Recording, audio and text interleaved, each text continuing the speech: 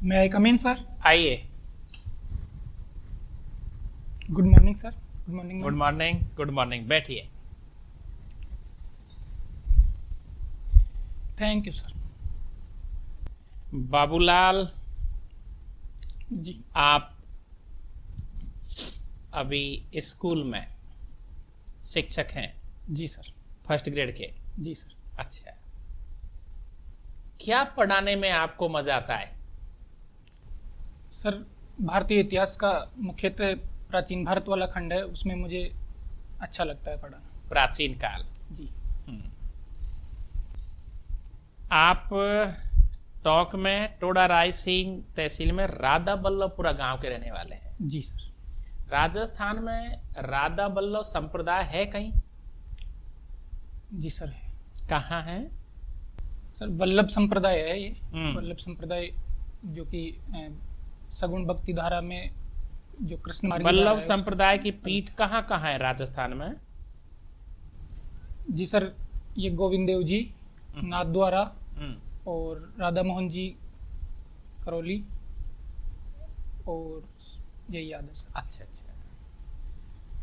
राजस्थान में कोई ऐसी रियासत है जो मुस्लिम रियासत? जी सर, टोंक रियासत राजस्थान की एकमात्र मुस्लिम रियासत थी सर, रियासत काल में। यहाँ पहले कुछ ऐसी रीति थी जहाँ किसी की बलि दी जाती थी और फिर अब शायद वो बंद हो गई। जी सर। सर, यहाँ क्या घटना थी ऐसी? ऊंट की कुर्बानी दी जाती थी। अच्छा, यहाँ का जो चौथा नवाब था, नवाब इब्राहिम अली, उनके समय तो ये ये स्टार्ट हुई। ऊंट की कुर्बानी क्यों दी जाती थी? क्या ऊंट का क्या कारण था? बकरा है, पाड़ा है, या कोई और चीज है? सर, इसका कोई वैज्ञानिक आधार तो मुझे ध्यान नहीं है। अच्छा। लेकिन सर, यहाँ ये परंपरा रही है। परंपरा रही है। जी टोंक जिले में कौन कौन सी नदियां बहती है? सर, टोंक जिले की मुख्य नदी है बनास नदी, और जो दूसरी अन्य नदियां हैं वो इसकी सहायक नदियां हैं, जैसे कि खारी और डाई इसमें मिलती है। उसके बाद मानसी नदी भी इसमें बनास मिलती जो परियोजना है ये मात्र पानी पीने के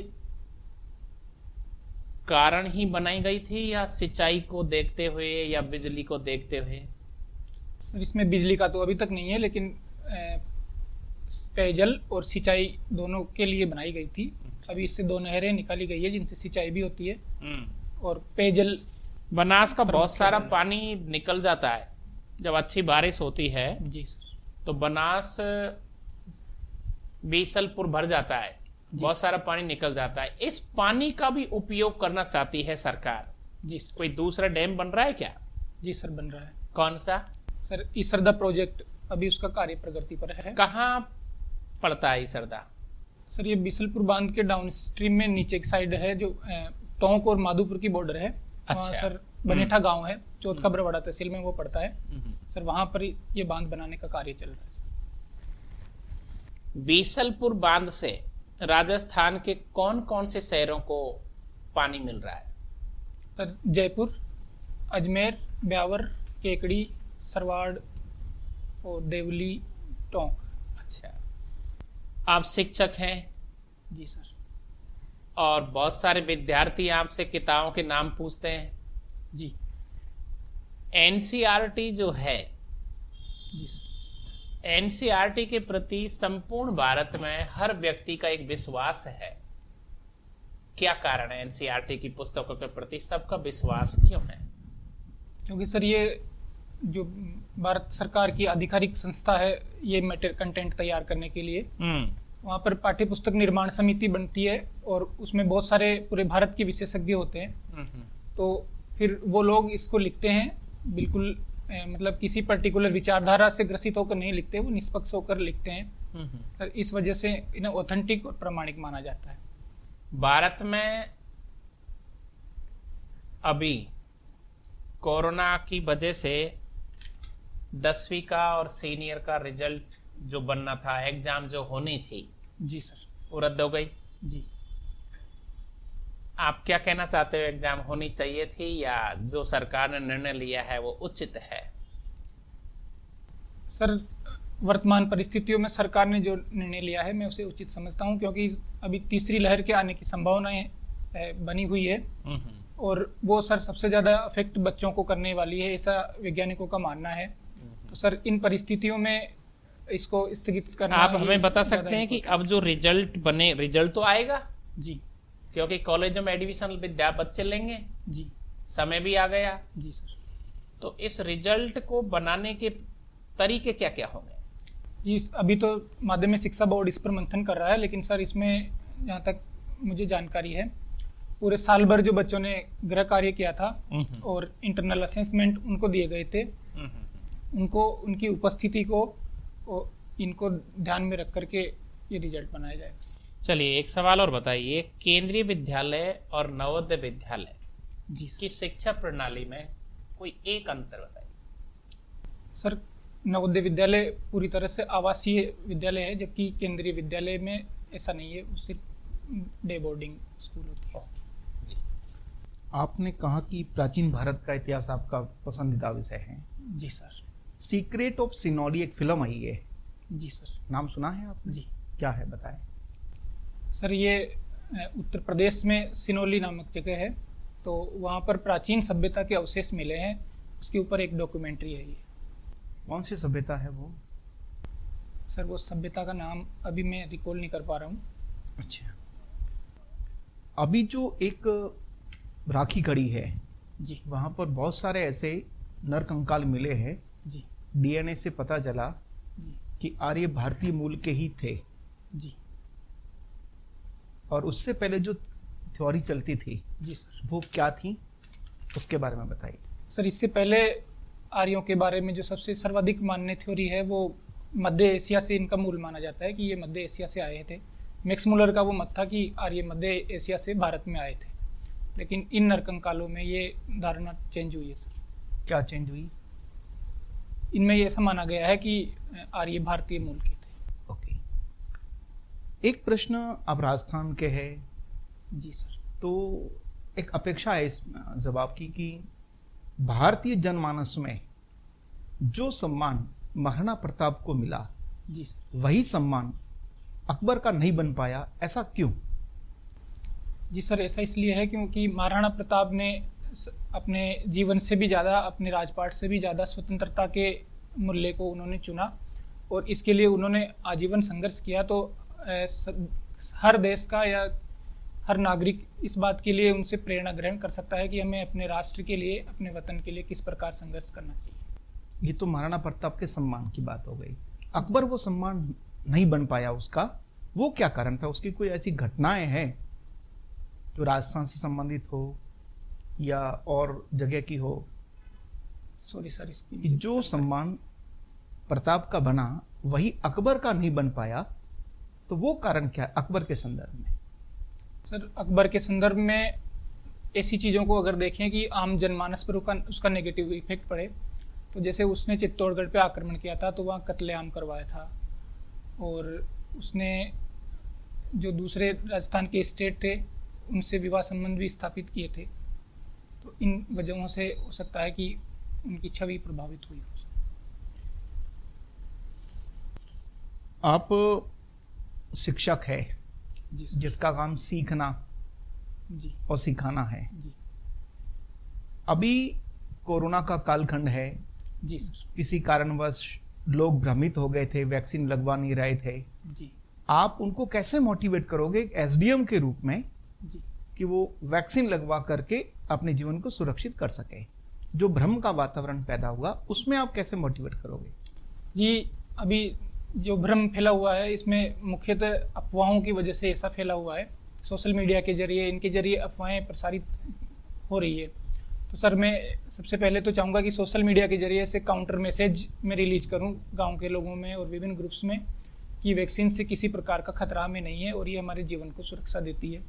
इसके अलावा सर, गांव-गांव में जो जनप्रतिनिधि है और जिन लोगों ने वैक्सीन लगवा ली, गांव के ही उन लोगों का ग्रुप बना करके घर घर जा करके मिशन चला सकते हैं कि आप दूसरे लोगों को मोटिवेट करो कि हमने भी वैक्सीन लगवाई है, इससे कोई दुष्प्रभाव नहीं पड़ते हैं।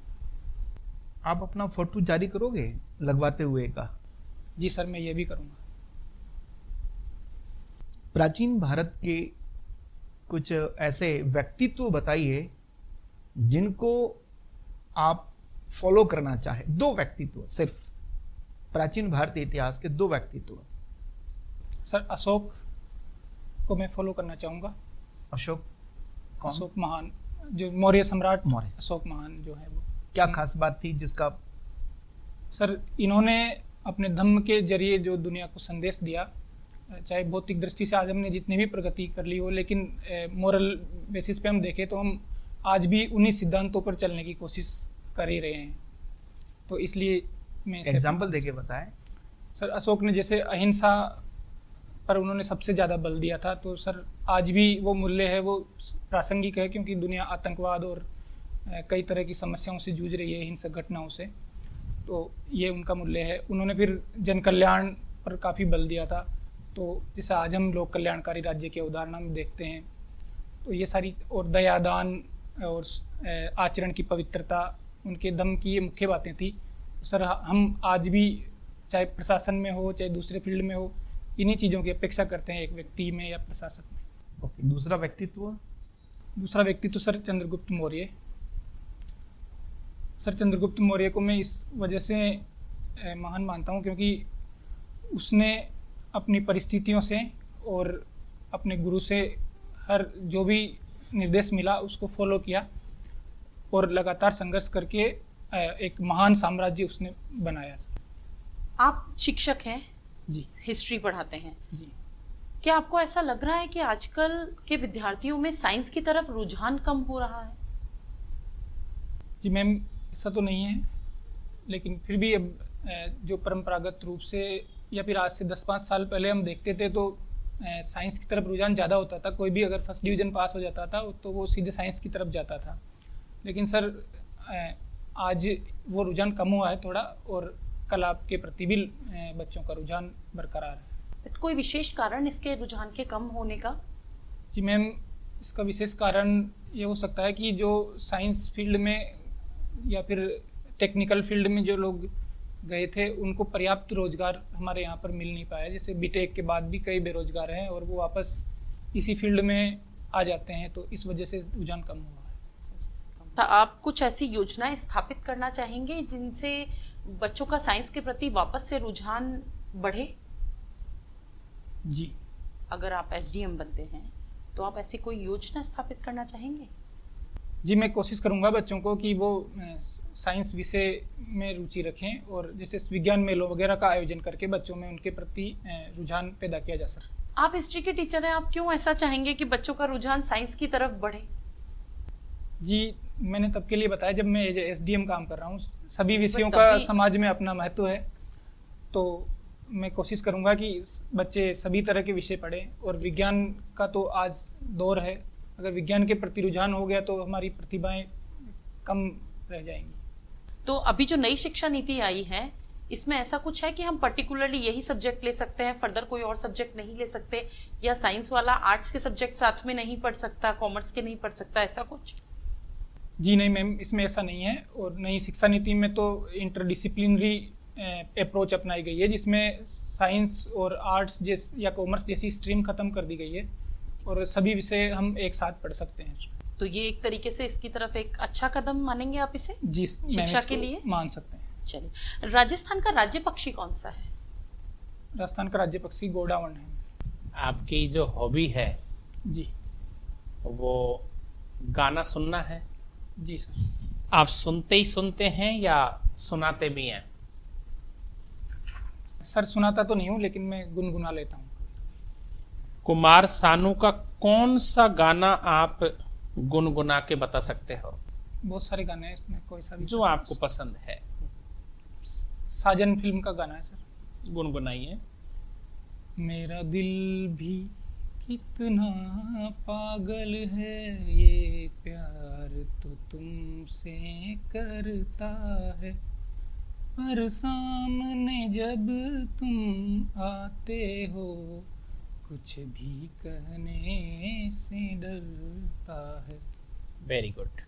अभी विश्व बड़ी तकलीफ में से निकला है, लेकिन अचानक एक सकारात्मक चित्र आया है 3-4 दिन पहले अखबार में, विश्व के कहीं 7 बड़े देश जी एकत्रित हुए थे, जी शासक, जी प्रधानमंत्री, राष्ट्रपति। जी सर। क्या कारण था? जी अभी G7 जो संगठन है उनका सम्मेलन हुआ था ब्रिटेन के कार्निवल में। तो ये कौन सा सम्मेलन था? सॉरी सर, कौन सा था? 44 था अगर मैं अच्छे से याद कर पा रहा हूँ। इसमें रूस के राष्ट्रपति नहीं थे? जी सर नहीं थे। क्यों? क्योंकि सर रूस अभी संगठन में शामिल नहीं है। वो क्रीमिया को लेकर जो विवाद हुआ था उसके बाद से रूस इस संगठन में शामिल नहीं है। अच्छा, तो जैसे अभी G7 हुआ, जी इस प्रकार के कोई 3 संगठन और बताइए विश्व में। सर G77 है एक तो, और G4 भी है सर। क्वाड नाम सुना है क्वाड आपने? भी है सर। जी G7 और क्वाड की दोनों की किसी देश को लेकर के, किसी एक देश को लेकर के समान बात निकलती है। कौन सा है वो देश? सर वो चीन है। चीन है। क्यों ऐसा? चीन कर क्या रहा है जो चीन चुभ रहा है लोगों के लिए? सर चीन एक तो अपने व्यापारिक नीतियों की वजह से, और दूसरा अपनी साम्राज्यवादी या विस्तारवादी नीतियों की वजह से अंतर्राष्ट्रीय समुदाय को चुभ रहा है। अच्छा, जैसे कि उसकी साउथ चाइना सी में ज़्यादा सक्रियता, या फिर हिंद महासागर में अतिशयता। ऐसा कौन सा देश है जिसका प्रोजेक्ट का नाम है वन बेल्ट वन रोड? जी सर ये चीन की ही परियोजना है। क्या है ये? सर चीन इसके जरिए जो प्राचीन सिल्क रूट था उसको पुनर्जीवित करके, और जो विभिन्न बंदरगाहों और स्थल मार्गों के जरिए मध्य एशिया तक अपनी पहुंच बनाना चाहता है। आप थोड़ा बता सकते हैं कि रेशम मार्ग जो था वो किस किस को जोड़ता था? सर रेशम मार्ग चीन से मध्य एशिया को जोड़ता था, और ये भारत मध्य एशिया का केंद्र बिंदु जहां चीन अपना व्यापार सामान पहुंचाता था या वहां से मंगाता था, कौन सी जगह वो? सॉरी सर वो एग्जैक्टली मुझे ध्यान एग्जैक्टली ध्यान। कौन सा देश था। तो एक शिक्षक की हैसियत से आप ये बताएंगे कि अभी जो विद्यार्थी ऑनलाइन क्लास ले रहे हैं, जी पहले तो बहुत खुश होते थे कि छुट्टी है स्कूल की, आज बड़ी खुशी होती थी। जी सर। अब विद्यार्थियों में एक परिवर्तन आया कि नहीं स्कूल जाना है। जी क्या कारण है? सर स्कूल में बच्चों को खुला वातावरण मिलता है, अपने सहपाठी मिलते हैं, और खेलकूद का अवसर मिलता है, तो वो वहाँ पर ज़्यादा खुश रहते हैं। जबकि घर में ऑनलाइन क्लास की वजह से वो तनाव फील करते हैं, इस वजह से वो स्कूल जाना चाहते हैं। आपने RS RPS के बाद में जैसे अकाउंट्स, और अकाउंट्स के बाद तहसीलदार सेवा को चुना है, जी जो स्टेट सर्विस के बाद आती है। जी तो आप फील्ड सर्विस पसंद करते हैं? जी सर। तहसीलदार के बाद आपने BDO को चुना है, जी क्या कारण है? ये तो स्टेट सर्विस में आता है, जी थोड़ा बताएंगे इसको। सर BDO को मैंने इसलिए चुना था क्योंकि ये भी विकास कार्यों से संबंधित पद है, और सर ये फील्ड पोस्ट है, इसी वजह से चुना। नहीं, मेरा सवाल है कि तहसीलदार को पहले लिया है जी और BDO को बाद में लिया है, जी। क्यों? सर तहसीलदार की भूमिका BDO के अपेक्षा मुझे ज़्यादा व्यापक लगती है, अच्छा। क्योंकि ये प्रशासन के विभिन्न क्षेत्रों में इसका काम होता है, सामान्य प्रशासन के। इस वजह से इसमें कार्य क्षेत्र थोड़ा BDO की अपेक्षा ज़्यादा व्यापक है, इस वजह से मैंने इसको चुना है। क्या SDM स्वतंत्र निर्णय लेने की हैसियत रखता है कोई? सर ये आज सरकार की नौकरी में कोई बड़ा बाबू ही है? सर अपने एरिया में, अपने दैनिक जीवन के काम में उसको जब अगर योजनाओं का क्रियान्वयन करने से वो मुख्यतः संबंधित रहता है, तो उस मामले में तो वो स्वतंत्र ही है। हालांकि वो उनका बेटर क्रियान्वयन करने के लिए कोई नया इनिशिएटिव भी लेने के लिए स्वतंत्र है, तो वो ले सकता है। चलिए बाबूलाल, लास्ट सवाल बताएंगे आप मुझे, यदि आपको राजस्थान का एक दिन का यदि CM बना दिया जाए तो सबसे पहले एक कौन सा काम करोगे? सिर्फ एक। सर मैं शिक्षा के क्षेत्र में ये काम करना चाहूँगा हम्म, कि जो शिक्षा के क्षेत्र में जितने पद खाली हैं उनको भरा जाए ताकि शिक्षा की स्थिति सुधरे। मतलब शिक्षा के सभी पदों को आप भरना चाहोगे। जी। और यदि आपको ईश्वर मिल जाए, साक्षात दर्शन देते, उनसे आप क्या मांगोगे? सर मैं ईश्वर से ये मांगूंगा कि जो सभी लोग हैं वो स्वस्थ रहें। सभी लोग स्वस्थ हैं। Okay, thank you.